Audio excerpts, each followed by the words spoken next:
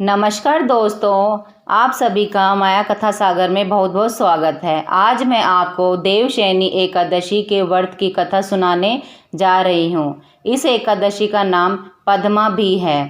यह एक पौराणिक कथा है, सभी भक्त मन लगाकर सुने। सूर्यवंश में मांधाता नाम का एक चक्रवर्ती राजा हुआ है, जो सत्यवादी और महान प्रतापी था। वह अपनी प्रजा का पुत्र की भांति पालन किया करता था। उसकी सारी प्रजा धन धान्य से भरपूर और सुखी थी। उसको राज्य में कभी अकाल नहीं पड़ता था। एक समय उस राजा के राज्य में 3 वर्ष तक वर्षा नहीं हुई और अकाल पड़ गया। प्रजा अन्न की कमी के कारण अत्यंत दुखी हो गई। अन्न के न होने से राज्य में यज्ञादि भी बंद हो गए। एक दिन प्रजा राजा के पास जाकर कहने लगी, हे राजा, सारी प्रजा त्राहि त्राहि पुकार रही है, क्योंकि समस्त विश्व की सृष्टि का कारण वर्षा है। वर्षा के अभाव से अकाल पड़ गया है और अकाल से प्रजा मर रही है। इसलिए हे राजन, कोई ऐसा उपाय बताओ जिससे प्रजा का कष्ट दूर हो। और राजा मांधाता कहने लगे कि आप लोग ठीक कह रहे हैं। वर्षा से ही अन्न उत्पन्न होता है और आप लोग वर्षा न होने से अत्यंत दुखी हो गए हैं। मैं आप लोगों के दुखों को समझता हूँ। ऐसा कहकर राजा कुछ सेना के साथ लेकर वन की तरफ चल दिया। वह अनेक ऋषियों के आश्रम में भ्रमण करता हुआ अंत में ब्रह्मा जी के पुत्र अंगिरा ऋषि के आश्रम में पहुंचा और वहां राजा ने घोड़े से उतरकर अंगिरा ऋषि को प्रणाम किया। मुनि ने राजा को आशीर्वाद देकर कुशल क्षेम के पश्चात उनसे आश्रम में आने का कारण पूछा। राजा ने हाथ जोड़कर विनीत भाव से कहा कि हे भगवान, सब प्रकार से धर्म पालन करने पर भी मेरे राज्य में अकाल पड़ गया है। इससे प्रजा अत्यंत दुखी है। राजा के पापों के प्रभाव से ही प्रजा को कष्ट होता है। ऐसा शास्त्रों में कहा है।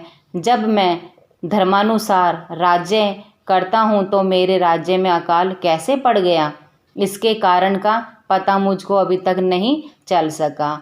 अब मैं आपके पास इसी संदेह को निवृत्त कराने के लिए आया हूँ। कृपा करके मेरे इस संदेह को दूर कीजिए। साथ ही प्रजा के कष्ट को दूर करने का कोई उपाय बताइए। इतनी बात सुनकर ऋषि कहने लगे, हे राजन, यह सतयुग सब युगों में उत्तम है। इसमें धर्म को चारों चरण सम्मिलित हैं, अर्थात इस युग में धर्म की सबसे अधिक उन्नति है। लोग ब्रह्मा की उपासना करते हैं और केवल ब्राह्मणों को ही वेद पढ़ने का अधिकार है। ब्राह्मण की तपस्या करने का अधिकार रख सकते हैं, परंतु आपके राज्य में एक शूद्र तपस्या कर रहा है। इसी दोष के कारण आपके राज्य में वर्षा नहीं हो रही है। इसलिए यदि आप प्रजा का भला चाहते हो तो उस शूद्र का वध कर दो। इस पर राजा कहने लगा कि महाराज, मैं उस निरपराध तपस्या करने वाले शूद्र को किस तरह मार सकता हूँ? आप इस दोष से छूटने का कोई दूसरा उपाय बताइए। तब ऋषि कहने लगे कि हे राजन, यदि तुम अन्य उपाय जानना चाहते हो तो सुनो। आषाढ़ मास के शुक्ल पक्ष की पद्मा नाम की एकादशी का विधि पूर्वक व्रत करो और व्रत के प्रभाव से तुम्हारे राज्य में वर्षा होगी और प्रजा सुख प्राप्त करेगी, क्योंकि इस एकादशी का व्रत सब सिद्धियों को देने वाला है और समस्त उपद्रवों का नाश करने वाला है। इस एकादशी का व्रत तुम प्रजा सेवक तथा मंत्रियों सहित करो। मुनि के इस वचन को सुनकर राजा अपने नगर को वापस आया और उसने विधि पूर्वक पद्मा एकादशी का व्रत किया। इस व्रत के प्रभाव से वर्षा हुई और प्रजा को सुख पहुंचा। अतः इस मास की एकादशी का व्रत सब मनुष्यों को करना चाहिए। यह व्रत इस लोक में भोग और परलोक में मुक्ति को देने वाला है।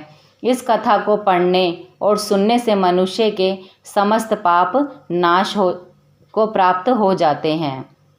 बोलो एकादशी की जय। आपको हमारी यह वीडियो कैसी लगी? वीडियो को लाइक करें, शेयर करें, सब्सक्राइब करना ना भूलें।